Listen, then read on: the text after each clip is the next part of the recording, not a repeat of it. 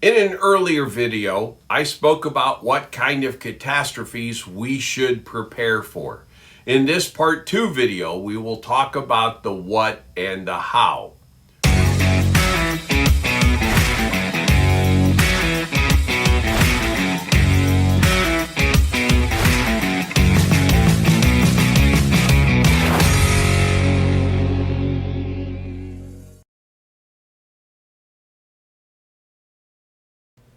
Here's your armed citizen meme of the week. Screen cap it, crop it, and send it to everyone you know. It'd be a lot cooler if you did. Now, let's get on with the content.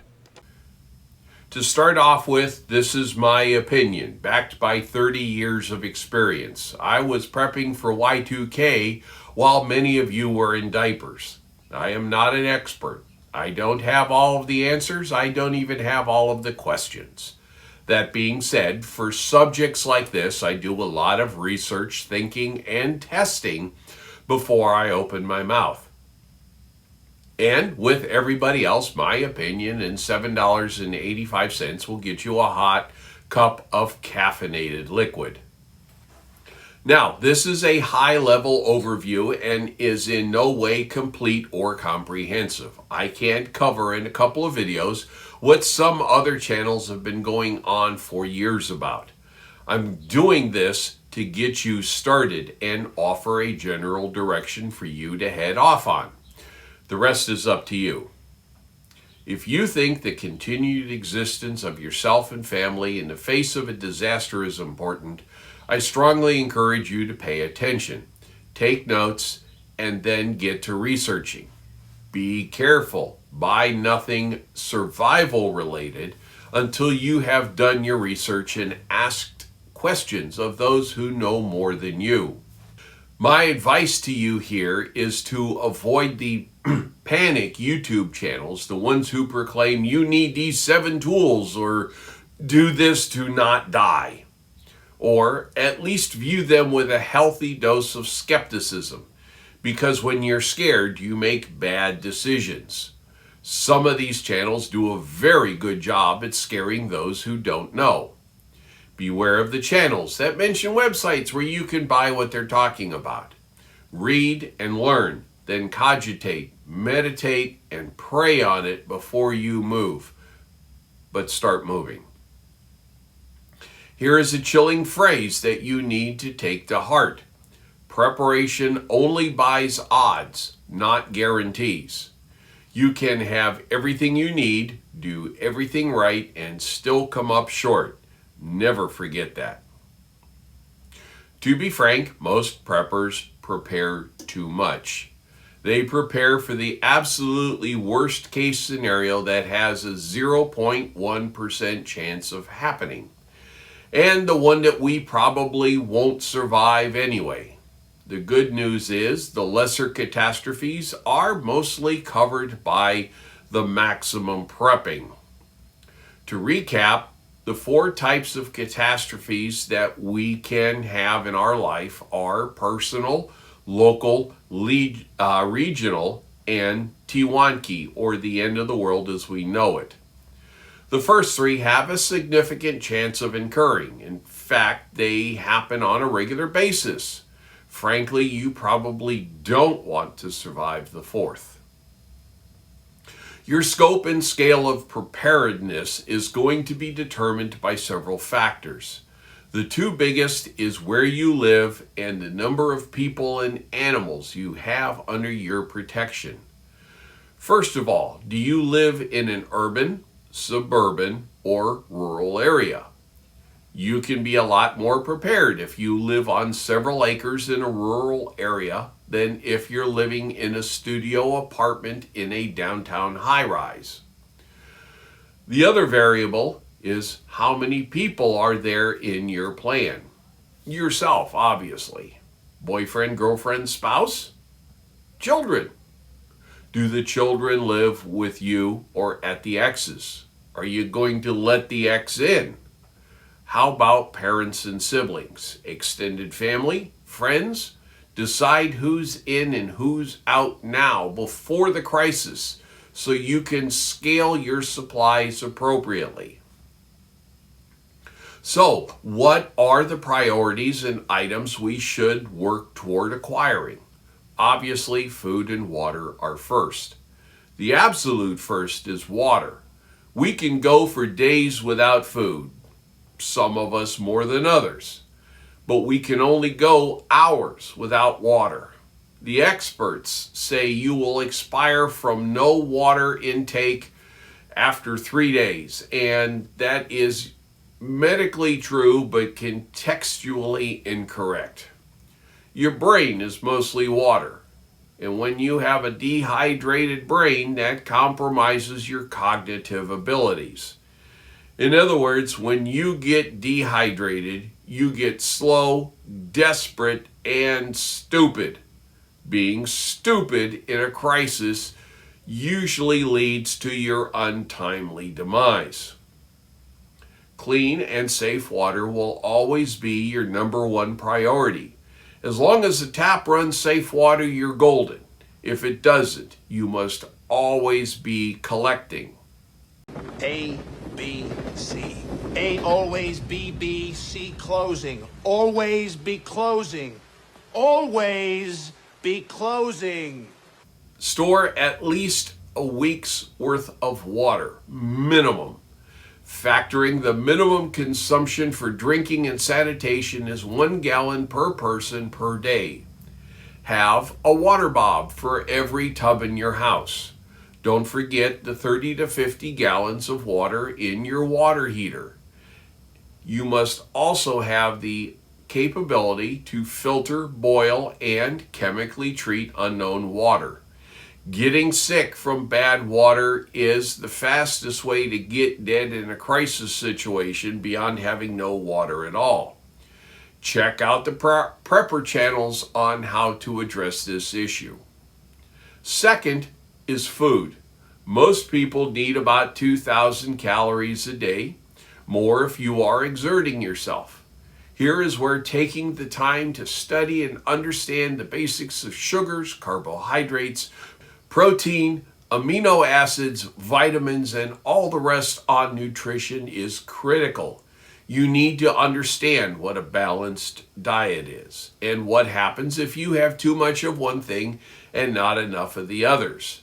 That kind of stuff used to be taught in home economics in high school. But I digress.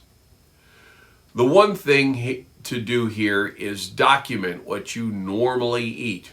Create a meal planner with 20 to 30 meals that you can rotate through. That way you can itemize the ingredients for those meals. At 2 meals a day, lunch and dinner, because breakfast is basically the same thing.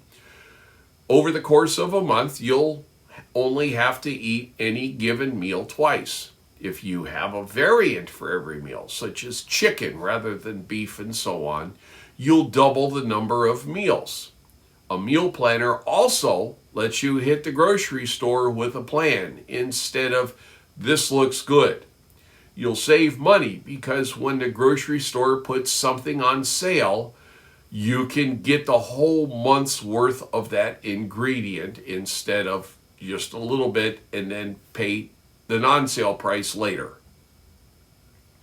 To build up your supply over time, all you have to do is buy one more can or box of what you're already getting. $10 will get you 3 to 5 cans on top of what you've already budgeted to go to the supermarket anyway. When you go to the store to get a bag of frozen vegetables for dinner, get a can of the same vegetable as well. The can won't go bad if the fridge stops for a day or two. Canned goods kept in a stable environment that are intact and have not been compromised are good for years past their best buy date. Watch for dents when you buy them, as the dent may create a weak spot in the seams of the can and compromise the food.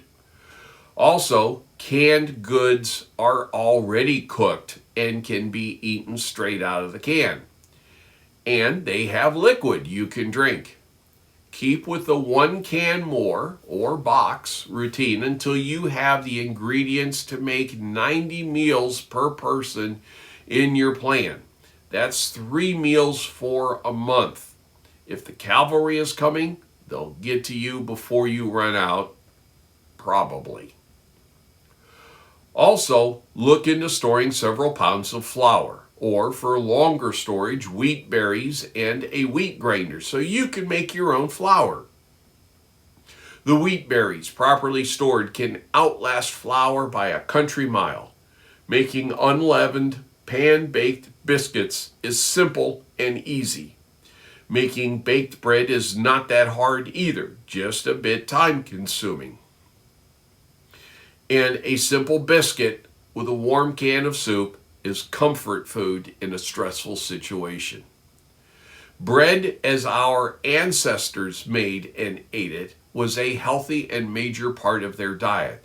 The plastic-wrapped loaves we buy today are loaded with high fructose corn syrup and are constructed, yes, I meant to use that word, in such a way that results in all of the cases of celiac disease and general gluten sensitivities and allergies we have now.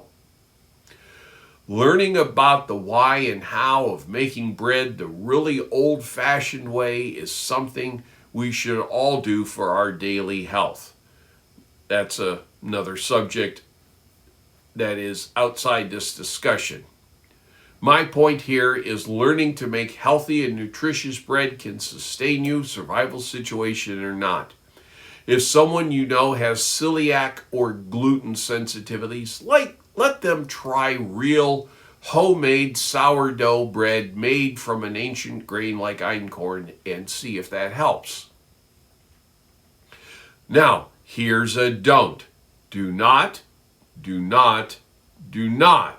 stockpile rice or beans if you don't already eat them. Danger, Will Robinson! Danger! No, Will Robinson! Danger! First of all, a diet of only rice and beans is nutritionally incomplete.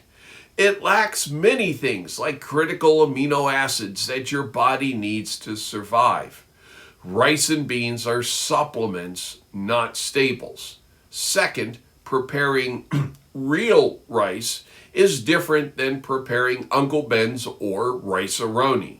Same with beans. You have to prepare them properly, and if you don't do it, you've wasted water and food. If you go this route, make sure you have added enough extra water capacity to your stocks to take care of the rice or beans. This is the most important part. Rotate your stock. Don't squirrel this extra away and never touch it. Eat it. Think of it this way. If you follow my direction and all of a sudden you couldn't get to the store for a month, your diet should not radically change. Because if you get into a crisis situation, a radical diet change, along with the stress of the situation itself, will cause your digestive tract to lock up solid, making an already bad situation worse. Have a FIFO, or first in, first out rotation, so nothing has enough time to go bad. If you do tuck it away, inspect it at least quarterly. You don't want to have a Tiwonki scenario, and if you survive, you open up your supplies and find out that the rodents have been snacking on your food reserves for months. Hey, I hope you're enjoying the content so far. If you're picking up what I'm putting down, please let me know by hitting that like button. When you do that, it helps get this content to others and inspires me to keep producing content. While we're clicking on things, hit that subscribe button to help grow this channel and turn on notifications so you know when one of my new videos shows up. I appreciate all comments, so please tell me if you think I'm spot on or way off. If you really like this video, hit share and post it on your social media. Okay, back to me. MREs, meals ready to eat, are a good short-term supplement because you can quickly grab a case of them if you have to escape. I have 3 days worth of MREs and Mountain House camping meals in a 27-gallon tote along with the necessary preparation equipment. I mean like pots or a kettle to boil water, a stove of some kind to heat the water, utensils to use preparing and consuming, a hand towel or two, and the ability to clean everything. Remember, MREs are field rations meant for, well, when you're in the field and do not have access to a mess hall or kitchen. Using these as a long-term diet will not end well because they traded calories for certain other diet requirements necessary for long-term survival. Another do not is the emergency bucket of freeze-dried food. First, it requires water that might be in short supply unless you have accounted for it in your water stocks. Secondly, it probably has some foods you don't like. The third no-go is the portions are undersized. And last but not least, 15 to 20% of their total calories is basically Kool-Aid, empty sugar drinking calories. I bought a couple of these at Costco a couple years ago. It's a 7-day food bucket. It advertises 2,200 calories a day along with 50 grams of protein.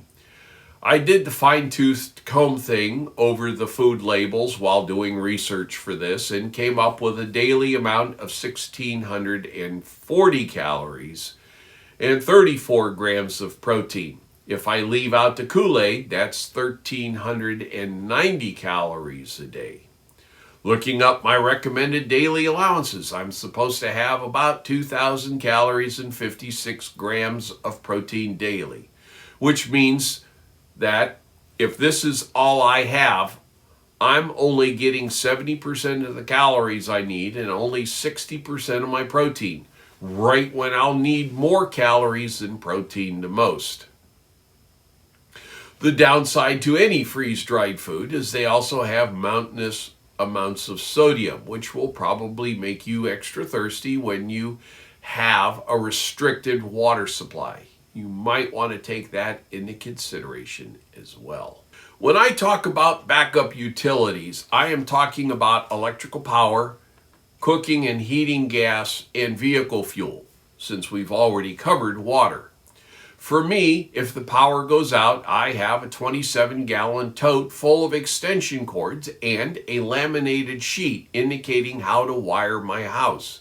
I have 2 generators, a large one able to run everything, including the furnace and refrigerators, and then a smaller one to keep the lights and computers running for when I have to refuel or service the big guy. I keep the computers on uninterruptible power supplies so they can keep working for the few seconds it takes to move the cords from one generator to another. I'm currently, pun intended, working on evaluating a collapsible solar system. I have a 100-watt solar cell and a 300 amp hour battery solar generator if we can't run the generators. Now, in part 1, I talked about during Hurricane Elvis, miscreants would prowl the streets at night, stealing unattended generators. The best way I can think of to avoid this is to have 1 or more power stations that can keep critical equipment running after you head to bed. Shut the loud generators off, let them cool, lock them up, and run on battery until the morning. To power my gasoline generators, I have several 5-gallon jerry cans filled with stabilized non-ethanol gas. And I mean the real military jerry cans, not the plastic spouted Harbor Freight ones. Again, you rotate it using the FIFO method. I dump a can of this gas into my vehicle when that particular can gets to be about 18 to 24 months old. Last and certainly not least, cash. Cash is always king. Cash in hand, not in the bank. And they give you cash, which is just as good as money. As long as we still have a functioning society, cash is the universal exchange method of value. A variety of denominations in hand is recommended because not everyone you buy from can make change. Money in the bank is okay as long as the banks are open. You need cash in hand because you might have to resupply consumables like water, fuel, milk, eggs, or other things you need while the ATMs and credit card terminals are down. How much cash? Great question. Financial guru Dave Ramsey's first 3 baby steps are: get an emergency fund of $1,000. Second step, get out of debt except for the house. Third step, build up enough cash to handle 3 to 6 months of expenses. That's easily going to run $7,000 to $10,000 at the bare minimum. With this cash in hand, you can absorb the financial shock of one or more crises. If this is a personal catastrophe, as in you're the only one affected, you can deposit the cash in your bank to pay critical bills, which I've discussed in part 1. Remember, this is only a high-level overview mentioning the absolute bare minimums. It's up to you to research more, read and learn, then cogitate, meditate, and pray on it before you move. But start moving. In closing, if you have 30 days worth of food and water, the ability to keep the lights on and cook said food with enough cash to cover 90 days of critical expenses, you are ahead of 90% of the other people out there. That's where we should all be. Stay safe, stay bullet-free, tell your family you love them every chance you get. Y'all have yourselves a wonderful day. If you made it this far, thank you. If you liked this content, please hit the like button to show your support. Help me get the word out by subscribing to my channel, and don't forget to turn notifications on so you know when I post new content. If you think this content would help your friends, the share button helps you get it out to your social media. Comments mean a lot to me, good or bad. Please leave one. All right, go forth and have a most excellent day.